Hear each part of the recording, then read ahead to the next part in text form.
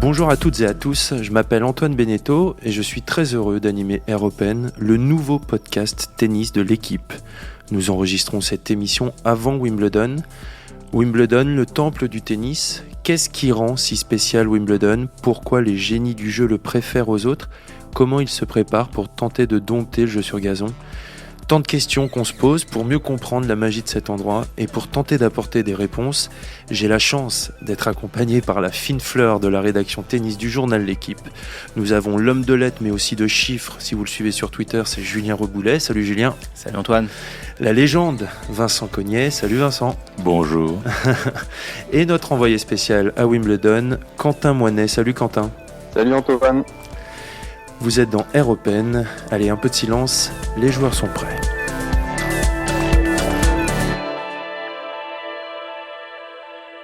Alors, qu'est-ce qui rend le plus vieux tournoi du Grand Chelem si spécial ? On va le rappeler, il a été créé en 1877. On va commencer par toi, Julien. Qu'est-ce qui le rend spécial, ce tournoi ? En fait, la première fois qu'on rentre dans l'enceinte, on perçoit tout de suite qu'on est dans un endroit qui est hors du temps.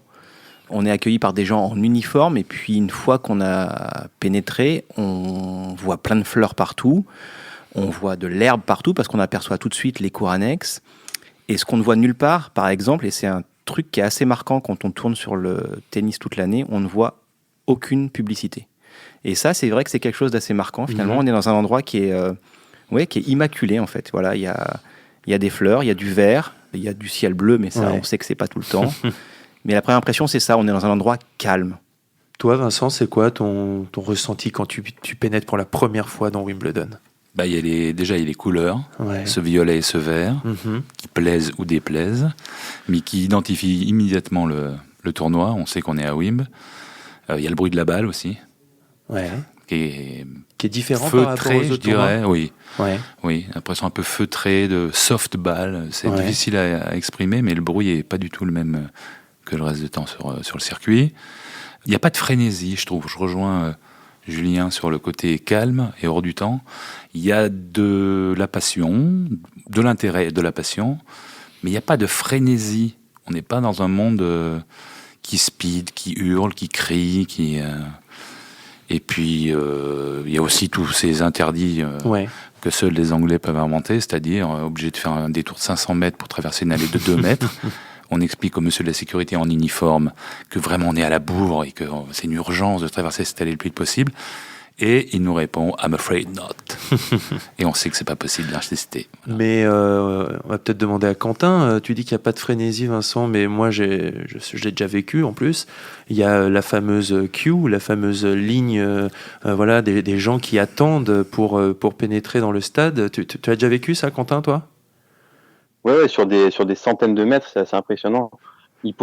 Certains posent la tente et restent là pendant plusieurs jours consécutifs. Il se crée une ambiance très particulière. Après, moi, il y a un autre truc qui me marque avec Wimbledon et qui ne se passe pas sur le site de Wimbledon, c'est les qualifications. Wimbledon a quand même cette particularité d'être le seul grand chelem où les qualifications ne se disputent pas sur site. Pour protéger l'herbe, évidemment, c'est la grande particularité de ce grand chelem. Et donc, ça se dispute quelques kilomètres plus loin, à Roehampton. Je sais pas si toi tu as déjà eu l'occasion de disputer les qualifs de Wimbledon. Non, moi je les ai pas disputés, mais j'y suis même jamais allé. C'est même une confession. Ah ouais, franchement ça vaut vraiment le coup. C'est une immense étendue d'herbe. C'est complètement hors du temps. On n'a pas du tout l'impression d'être en grand chelem en fait. Les terrains sont collés les uns à côté des autres. Les spectateurs passent entre les cours, même pendant les points. On voit des gens qui pique-niquent sur l'herbe au milieu, à côté du joueur qui s'échauffe. Enfin. C'est une ambiance assez surréaliste et qui, je pense, fait vraiment partie de ce qui rend, ça rend aussi ce tournoi totalement à part. Il y a aussi, dans ce qui rend ce tournoi à part, toutes ces règles de vie du tournoi, le fait que les qualifications ne se jouent pas sur le même site que le tableau final, ça en fait partie. Quelles sont les autres règles de vie du tournoi qui peuvent paraître choquantes ou qui sont vraiment originales ? On va demander à Julien. Déjà, la première, celle qui est visible de tous ceux qui regardent le tournoi, même à la télévision, c'est évidemment la tenue des joueurs. C'est le seul tournoi au monde où on est obligé d'être habillé tout en blanc. Il y a d'ailleurs eu plus de rigueur sur les dernières années que dans les années 80 où on pouvait voir des joueurs avec un petit peu sur les épaules une petite couleur. Et c'est devenu assez dingue au point que certains joueurs doivent même porter un caleçon moins foncé sous leur short parce qu'avec la transpiration, ça peut apparaître sous le blanc et ça, c'est inadmissible. Et même Roger Federer a dû à un moment donné changer de chaussures en cours de tournoi puisqu'il avait des chaussures très très blanches mais dont la semelle était orange et ça n'a pas passé le cut. Pour des admirateurs du tennis tout au long de l'année, vous suivez le tournoi. Est-ce que ça, pour vous, ça a encore du sens, le fait de jouer encore tout en blanc, de garder cette histoire? Mais je pense que ça participe simplement du fait de garder la tradition. Ouais. C'est-à-dire, ils sont uniques au monde, ils en sont très fiers, ils ne veulent absolument pas toucher à ce statut-là, et jouer en blanc fait partie du cérémonial Wimbledon. C'est vrai que ça fait partie des choses. Ils avancent quand même sur certains points parce que jusqu'à il y a très peu de temps, j'ai plus l'année exacte en tête, les scores sur les panneaux d'affichage étaient changés à la main par des préposés ou des ramasseurs de balles. Ouais. C'était des petits carreaux façon un peu les chiffres et les lettres qu'on remplaçait au fur et à mesure. C'était assez incroyable. Et ils ne sont venus aux panneaux électroniques, je crois qu'il y a que 3-4 ans maximum. Je sais qu'il y a aussi quelque chose qui pose problème aux joueurs dans ces règles un petit peu spéciales pour Wimbledon. C'est le fait de jouer le double en 3-7 gagnants. Et il y a beaucoup de joueurs qui ont des attentes en simple, qui se disent moi je joue pas le double parce que si je me retrouve à devoir après un simple un peu fatigant jouer un double en 3-7 gagnants, je vais tout simplement pas pouvoir aller aussi loin que je veux. Est-ce que ça c'est quand même on sent que c'est quelque chose qu'il faut que ça change. T'en penses quoi, toi, Quentin? Oui, je pense qu'à minima, il pourrait faire tout le tournoi en 2-7 gagnants et éventuellement la finale en 3-7 gagnants. Ouais. C'est vrai que c'est forcément compliqué de doubler si tu es un joueur qui a des ambitions en simple d'aller en deuxième semaine. C'est très compliqué de doubler. Alors, l'avantage du Grand Chelem, c'est que normalement, tu joues pas tous les jours. Mais justement, là, si tu dois enchaîner tous les jours un match en 3-7 gagnants en simple, le lendemain double, et faire ça tous les jours, donc tu doubles aussi les entraînements, tu doubles la tension nerveuse, c'est sur 15 jours, je pense que c'est vraiment beaucoup. Autant je ne les vois pas changer d'ici demain la règle de la tenue complètement blanche, autant sur ce format du double, j'ai l'impression que ça va quand même arriver assez prochainement parce que je rappelle que pour la première fois, on va avoir des tie-breaks dans le dernier set à Wimbledon cette année. Ouais. Alors ce ne sera pas à 6 jeux partout, ce sera à 12 jeux partout quand ça arrivera. Et ça, c'est une vraie adaptation un petit peu pragmatique parce que l'an dernier, on avait eu une demi-finale à rallonge entre Anderson et Isner et qui avait rendu le vainqueur, en l'occurrence Anderson, complètement inapte à disputer une finale en entier parce qu'il était totalement éreinté par cette demi. Et l'exemple de Nicolas Mahut, il y a 9 ans, n'avait pas suffi, le 70-68 contre Isner. Mais là, ils ont changé cette règle-là. Donc peut-être que le double, ils y viendront aussi, ce qui leur permettrait aussi de faire jouer en double à Wimbledon de grands joueurs de simple, ce qui est très compliqué pour l'instant. C'est pour ça que ce sont des Anglais. Ils sont férus de tradition, ils y tiennent, mais ils sont pas cons. C'est aussi pour ça qu'ils ont un peu cette spécialité, cette spécificité. Ils s'appellent The Championship, comme s'il n'y en avait qu'un. C'est pour eux, c'est le championnat et il n'y en a pas d'autre. Il y a aussi ce fameux dimanche du milieu où on ne joue pas. En plus, dans un pays où il pleut beaucoup. Alors certes, maintenant, ils ont 2 cours dotés d'un toit, ce qui est quand même assez incroyable pour un endroit qui a cette tradition-là. C'est vraiment ça, Wimbledon, Vincent, c'est ce mélange entre la modernité et l'histoire. Oui, et puis pour le dimanche, il y a un arrangement ancestral avec les riverains. Ils veulent absolument pas se mettre à dos les riverains. Donc le deal a été, on joue, mais pas le dimanche. Je pense que c'est une manière de faire reposer le gazon quand même. Mm-hmm. Je pense que ça joue aussi. Et même depuis qu'il y a le toit sur le central, il y a une règle, je ne sais pas si elle est écrite ou si c'est un us et coutume, mais qui fait qu'on arrête de jouer à 23h. D'accord. Là encore, on peut jouer tard sur le central, mais pas au-delà de 23h. Accord avec les riverains, respect mutuel entre le tournoi et les gens qui habitent là. Et ça il y a eu le cas l'année dernière, justement, là-dessus, avec la demi-finale Nadal-Djokovic, qui a été arrêté le vendredi à 23h et qui a repris samedi. Et cette histoire du dimanche, elle est assez dingue à une époque où la rentabilité passe souvent en premier et on se dit, justement, il y a des tournois du Grand Chelem comme Roland-Garros qui commencent le dimanche pour avoir une journée de week-end en plus à offrir aux spectateurs et donc des rentrées d'argent supplémentaires. Et avoir toujours ce dimanche fermé au milieu de Wimbledon, ça fait partie de ces spécificités totalement hors du temps et inimaginables ailleurs. Pour moi aussi, Wimbledon, c'est ce côté bucolique. Alors, je vais parler un petit peu, moi, du côté des joueurs, des entraîneurs. En plus des joueurs français, je sais que c'est très apprécié des Français parce que, en gros, on sort de cette folie qu'est Roland-Garros pour un joueur de tennis français. Et là, on est au calme.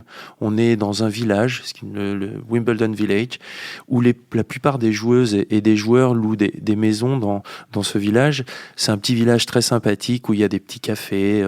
Moi, par exemple, on va faire ses courses pour remplir le frigo de ces fameuses maisons.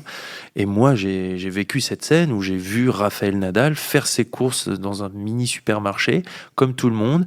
Et il a mis 12 minutes pour choisir une huile d'olive parce que je pense qu'il a des goûts spéciaux pour cela. Ou alors, j'ai vu Grigor Dimitrov en vélo, pareil, avec son panier de courses devant.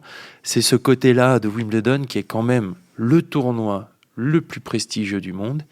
Et quand même, on a l'impression que les joueurs et les joueuses reviennent à des choses simples. Ah oui, déjà parce que personne ne se jette sur eux pour prendre un selfie ou leur demander un autographe. Ils font leurs courses comme Monsieur Tout-le-Monde. Une petite...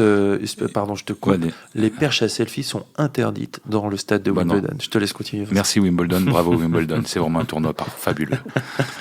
Non, personne les ennuie, personne ne se jette sur eux pour un selfie, un autographe. Ils font leurs courses. Comme Monsieur Tout-le-Monde, ils prennent leur café le matin dans les cafés de Wimbledon Village, comme Monsieur Tout-le-Monde. Je pense qu'ils sont tranquilles, ils le savent. Et je pense que dans l'éducation anglaise, en tout cas de ce Wimbledon Village-là, ça fait partie du truc, on ne les aime pas. Voilà. Et je reviens sur ce que tu disais, c'est vrai que les joueurs souvent louent des maisons et on sait que la vie à l'année de joueurs de tennis, à parcourir tous les hôtels qui sont souvent luxueux mais très impersonnels, c'est assez mauvais côté aussi. Et là, de se poser, d'avoir son petit jardin, de retrouver entre guillemets son chez-soi pendant 2-3 semaines, c'est quelque chose qui, à mon avis, vaut cher pour un joueur de tennis. Ouais, et puis c'est plus facile de faire un barbecue dans la maison que dans la chambre d'hôtel. C'est plus sûr.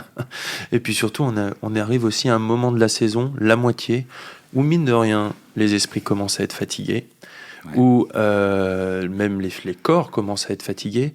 Donc je crois que vraiment, en plus, ça arrive pile au bon moment pour le joueur, pour même si...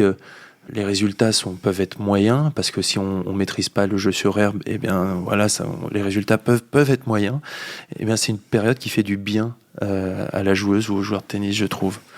Ouais, mais est-ce que tout ça finalement est pas un petit peu, je veux pas casser l'ambiance, mais pas un petit peu gâché justement par ce côté ultra rigide. Je me souviens par exemple l'année dernière, je repense à l'obligation de jouer en blanc. Ouais. Même à l'entraînement, c'est le cas. L'année dernière, je regardais un entraînement d'Andy Murray. Bien sûr. Et en plein entraînement, il y a un officiel qui est venu sur le court et qui a demandé à Jamie Delgado, l'entraîneur d'Andy Murray, de retourner son t-shirt parce que son t-shirt, il y avait trop de noir dessus.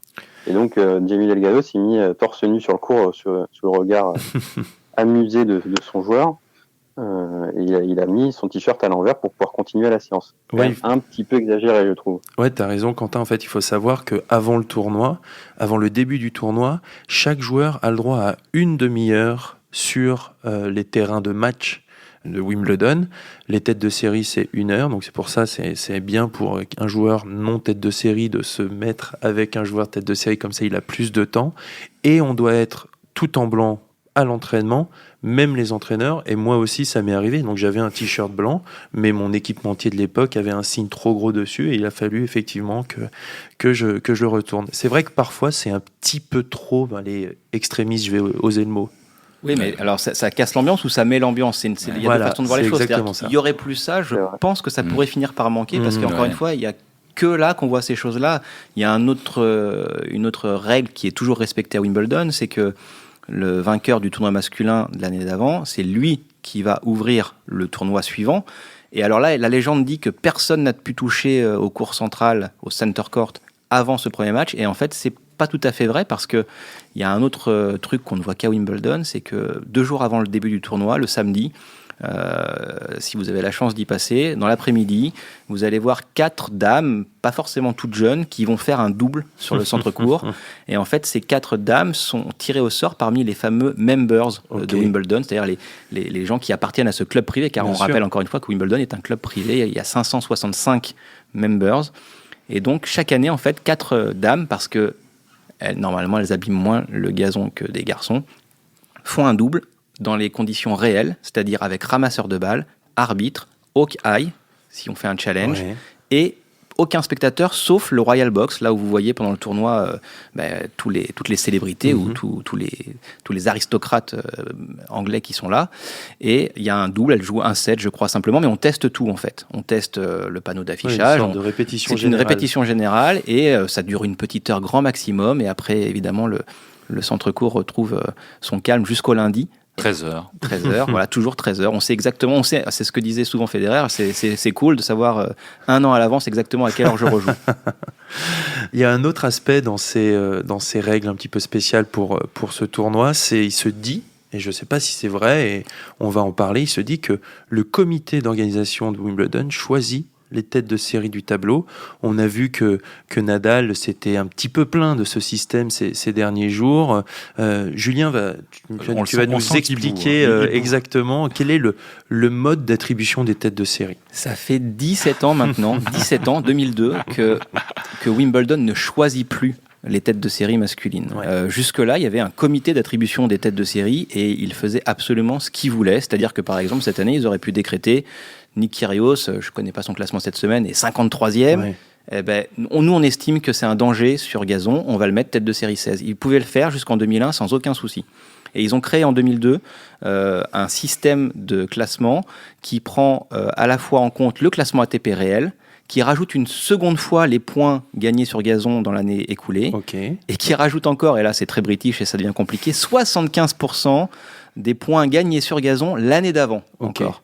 Donc ça pondère en fait le classement ATP en rajoutant du gazon là-dedans, parce qu'effectivement le gazon ne concerne que 5 à 6 semaines d'une saison de tennis, et on obtient un vrai classement, donc pas un choix, un classement qui est calculé par ordinateur, et qui aboutit évidemment à un changement de certaines positions, qui fait par exemple que pour 2019, Nadal, qui est numéro 2 ATP, se retrouvait numéro 3 dans les têtes de série, derrière Federer. D'accord. Voilà. Ce n'est donc pas un choix, mais bien un autre classement. Et en précisant bien que les 32 têtes de série sont automatiquement les 32 meilleurs joueurs du monde, mais simplement c'est la hiérarchie de ces 32 qui est modifiée par le comité. Et juste pour finir là-dessus, la règle n'est pas la même pour les joueuses, où on respecte le classement WTA, sauf si le comité estime qu'il y a un rééquilibrage à faire. Et je rappelle que l'an dernier, Serena Williams, qui était 183e mondiale au moment de Wimbledon, avait été nommée tête de série numéro 25. D'accord. Voilà. On va revenir sur Rafael Nadal, parce que je sais que Julien a passé un peu de temps avec lui la semaine dernière à Majorque. Quentin, est-ce que tu comprends un petit peu Nadal qui se plaint de ce mode d'attribution? Bah oui, forcément. Pour lui, ça a un impact énorme. Ça a un impact certain, vu que en passant de 2 à 3, il est certain d'affronter. En tout cas, il peut affronter dès les demi-finales Novak Djokovic ou Roger Federer. Donc, je comprends qu'il se sente un peu floué. Après, je comprends aussi le fait que la saison sur gazon est beaucoup plus courte que les autres et que on puisse que l'organisation puisse rééquilibrer en prenant les résultats de l'année précédente et en doublant les résultats de l'année en cours. Ça me paraît pas non plus totalement injuste. Oui, tu comprends qu'il y a un classement un petit peu fait sur mesure pour cette période-là de l'année. Oui, je comprends, mais comme j'ai dit, je comprends aussi que ça puisse en frustrer certains. Par contre, ce que je trouve plus étonnant, c'est que ce soit pas la même chose pour les garçons et pour les filles. Ouais, c'est vrai. Pour revenir à Rafael Nadal, Julien, toi qui l'as vu la semaine dernière, tu as passé 2 jours avec lui. Comment il va? Comment il s'adapte au gazon?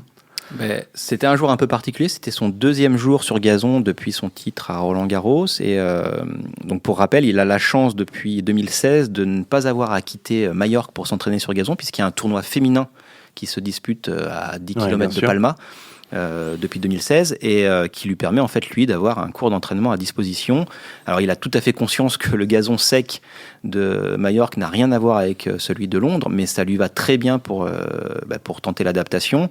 Alors le jour où on y était, il a eu la malchance de se faire un petit peu mal, en tout cas d'avoir une vraie crainte, et lui on sait que dès qu'il a un doute sur ses appuis, sur ses genoux notamment, il est très très prudent, donc il a joué qu'1 heure ce jour-là avant de partir faire quelques examens médicaux. Mais le gazon, là aussi, c'est peut-être une idée reçue. Le gazon n'est pas du tout une surface à laquelle Rafael Nadal est allergique. Il a eu une très mauvaise passe entre 2012 et 2016, parce que là, il avait eu des blessures qui le rendaient vraiment très craintif sur ses appuis.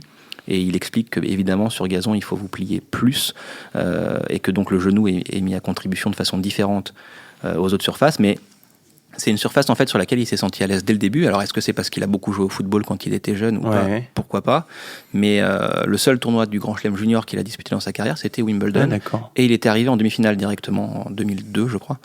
Donc c'est pas quelque chose qui lui a posé de problème. Et de 2006 jusqu'à 2011, il était en finale à chaque fois qu'il était à Wimbledon. C'est complètement dingue. Donc le gazon en fait pour lui est en fait moins gênant et presque moins dangereux que les surfaces en dur. Pour les fous de tennis, je suis sûr qu'ils ont vu cette vidéo de lui où il a 15-16 ans, il répond à une interview et il dit que le gazon, c'est sa surface préférée. Je trouve ça assez drôle. Non, mais je voulais juste rajouter qu'il a quand même des qualités intrinsèques de joueur qui fait qu'il a, je ne vais pas dire tout pour être fabuleux sur gazon, mais il a une main incroyable. Bien sûr.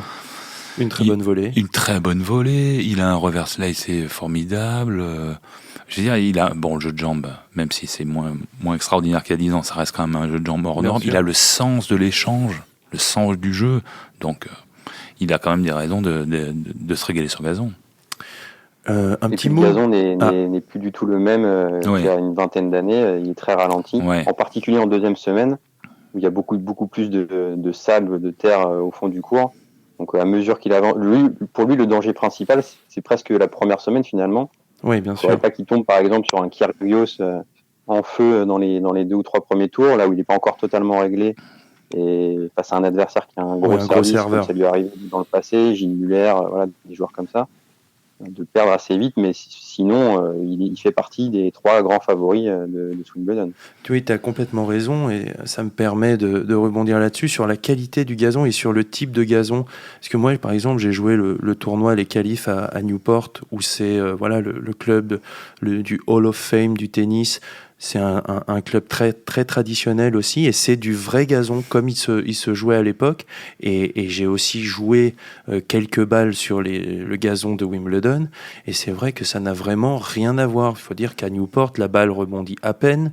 Ce sont le style de jeu qui est développé est fait pour les serveurs volleyeurs, parce qu'il est tout simplement quasi impossible de jouer des coups du fond de court, alors qu'aujourd'hui à Wimbledon, d'ailleurs on a vu l'année où ça a changé, les 2 joueurs qui étaient en finale, c'était Nalbandian et Hewitt. Donc il faut vraiment souligner que ce n'est plus du tout le jeu sur gazon qu'il y a.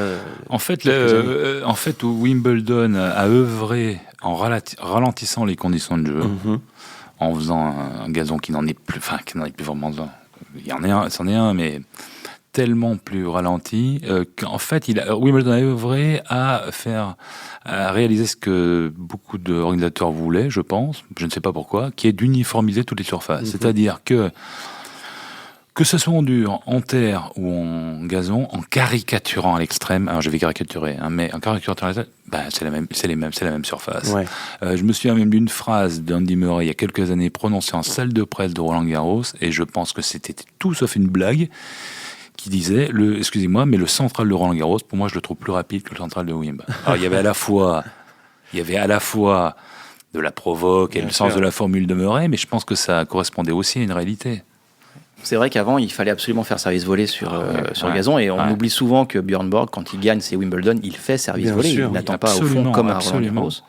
Et qu'on a bien vu, et d'ailleurs, Federer, quand il bat Pete Sampras à Wimbledon quand il est tout jeune, il fait service volé. Absolument. Aujourd'hui, c'est quelque chose. Alors même si, peut-être depuis 2017, il le fait un peu plus, mais il ne fait pas beaucoup service volé non plus.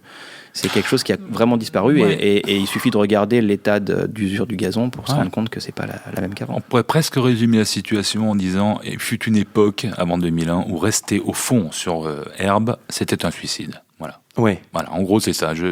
La formule à peu près. Il y a eu à l'approche de ce Wimbledon, il y a eu une petite polémique. On a parlé d'Andy Murray, et on sait qu'il va jouer le double. Il a d'ailleurs gagné son tournoi de retour avec Feliciano Lopez au Queens. Donc on sait qu'il recherchait activement un partenaire pour le double à Wimbledon. Et il y a eu cette polémique où il a demandé à Nicolas Mahut de jouer. Nicolas Mahut a dit non, parce que Nicolas Mahut s'était engagé avec Édouard Roger-Vasselin. On sait que Nicolas Mahut ne jouait pas avec Pierre Hugerbert parce que Pierre Hugerbert lui a dit qu'il voulait se concentrer sur le simple, sur Roland-Garros et Wimbledon, parce que justement, on l'a dit plus tôt, il y a ces matchs en 3-7 gagnants à Wimbledon en double, et donc ça pompe du jus. Et puis là, on apprend que Andy Murray va jouer le double avec Pierre Hugerbert à Wimbledon cette année. Déjà, est-ce que vous comprenez que Pierre Hugerbert il dit oui? Moi, je ne comprends pas comment il pourrait ne pas comprendre que ça a un impact sur la suite de leur association. D'accord. C'est-à-dire que il a l'air de, enfin, je sais pas, il a l'air de dire bon, ça va, c'est une fois, c'est Murray, etc. Mais c'est vraiment méconnaître Nicolas Mahut, et puis même le fondement de ce qu'est une véritable équipe de double, fondée, je pense, sur des liens personnels très forts, que je ne comprends pas que Herbert ne se rende pas compte, ou fasse semblant de ne pas se rendre compte, que ça aura automatiquement un impact sur leur future relation. Ouais, je pense que tout le monde peut se rendre compte, à l'inverse, du kiff que ça représente de jouer Wimbledon avec Andy Murray. Ça, c'est une chose, c'est sûr. Je pense que l'histoire a été très compliquée. C'est vraiment un billard à plus de 3 bandes, parce que, en fait, ce qui se passe, et je pense que c'est peut-être un piège un peu dans lequel est tombé Pierre Hugerbert, c'est que le discours du clan Murray, c'était Andy Murray veut reprendre, il veut faire le double à Wimbledon, bien sûr faire son maximum, mais aujourd'hui, il n'y a aucune garantie sur l'état dans lequel sera Andy Murray au moment de Wimbledon. Est-ce qu'il pourra vraiment jouer ? Il s'est fait opérer de la hanche. Exactement, il a eu cette opération de la hanche qui en fait pour l'instant un joueur inapte encore à jouer en simple. Ouais. Donc là, il est en reprise, il ne sait pas du tout comment sa hanche pouvait réagir. Là, il a gagné le Queens, donc ça veut dire qu'il joue encore bien au tennis. Mais le discours était, si ça se trouve, au bout de 3 jeux, il arrête. Ouais. Donc, pour quelqu'un qui fait du double à Wimbledon un objectif majeur comme Nicolas Mahut, c'était compliqué de se lancer là-dedans. Et à l'inverse, le piège dans lequel est peut-être tombé Pierre Hugerbert, c'est de se dire, c'est une expérience géniale, c'est peut-être un one-shot, il n'y aura peut-être qu'un seul match, mais imaginez que ça joue bien, imaginez qu'ils aillent loin dans le tournoi, imaginez qu'ils tombent contre l'équipe Mahut-Roger-Vasselin, quelle ambiance, imaginez qu'ils gagnent le titre, imaginez qu'ils fassent 5-7 à la veille de son premier 8e de finale à Wimbledon en simple. Tous ces paramètres-là peuvent rendre l'aventure, qui à la base peut être extraordinaire, ça peut la rendre un peu compliquée. Et je rejoins Vincent sur les petites fêlures que tout ça peut créer dans la complicité qui unissait jusque-là Pierre Hugerbert et Nicolas Mahut, qui, je le rappelle, ont un objectif majeur, c'est se qualifier pour les Jeux Olympiques de 2020. Ouais, c'est leur objectif, dont les JO de Tokyo. Dont la course commence maintenant, c'est-à-dire qu'il faut quand même être dans les meilleures équipes du monde au classement ATP au lendemain de Roland Garros 2020. Donc le tournoi de Wimbledon 2019 compte pour la course aux JO. C'est la première étape. Et toi, Quentin, tu en penses quoi ? Bah déjà, c'est pas très grave. Au pire, il pourra aller à Tokyo avec Édouard Roger-Vasselin. Si jamais il gagne Wimbledon, il prend le Masters après, on sait jamais. Sinon, non, pour rebondir sur ce que tu disais, Julien, c'est le fait justement qu'il y avait un doute sur Andy Murray, sur son physique. C'est aussi la raison pour laquelle Jamie Murray, parce que ça pouvait paraître évident d'associer les frères Murray à Wimbledon, mais lui aussi avait dit, Jamie, le problème c'est que moi j'ai des points importants à prendre. Si jamais au bout de 3 jeux il abandonne, pour moi c'est terrible. Donc je pense que ça c'est rentré dans la réflexion de Mahut effectivement. Et moi j'attends de voir maintenant après Wimbledon comment ça va se passer entre les deux. Est-ce qu'il va y avoir un froid ? Est-ce que ça va casser quelque chose dans leur relation qui est très forte quand même ? Oui, bien sûr. J'ai du mal à imaginer que ça puisse n'avoir aucun impact. Moi, je pense qu'ils ont ils sont quand même assez intelligents les deux. Ils savent que ils ont écrit, ils ont fait leur palmarès et leur carrière en double, leur grand chelem ensemble. Ils savent que c'est le dernier truc qui leur manque avec le Masters. Et c'est aussi un de leurs objectifs sur cette fin de saison. Donc, il va y avoir quand même... il y a des motifs pour dire, OK, on est intelligent, il y a eu cette période-là, on oublie et on repart d'avant. Ce sera intéressant de voir tout ça au mois d'août.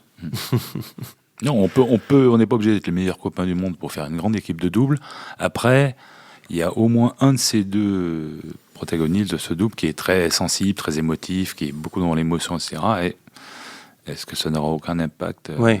On ne peut pas le dire. Sachant qu'il y a eu le cas de figure s'est posé dans plusieurs cas, c'est-à-dire que Kristina Mladenovic, elle a dit non à Andy Murray parce qu'il lui a proposé de jouer le double mixte. Et Kristina Mladenovic, elle a dit je peux pas tout faire, quoi. Et là, c'est à peu près aussi difficile à comprendre finalement que le choix de Pierre Hugerbert, parce que Kristina Mladenovic a très longtemps joué les 3 tableaux en Grand Chelem. C'est ça qui est intéressant. Elle a même gagné le double mixte plusieurs fois avec Daniel Nestor. Exactement.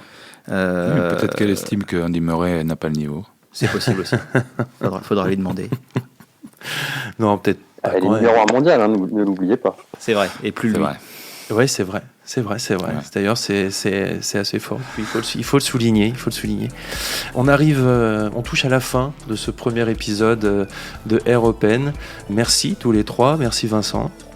Merci Julien et merci Quentin à Londres. Régale-toi à Londres. Tu nous enverras des nouvelles. C'est prévu. N'hésitez pas aussi à réagir à ce premier épisode d'Air Open, ça a été un plaisir et on vous retrouve très bientôt avec toute la rédaction tennis du journal L'Équipe.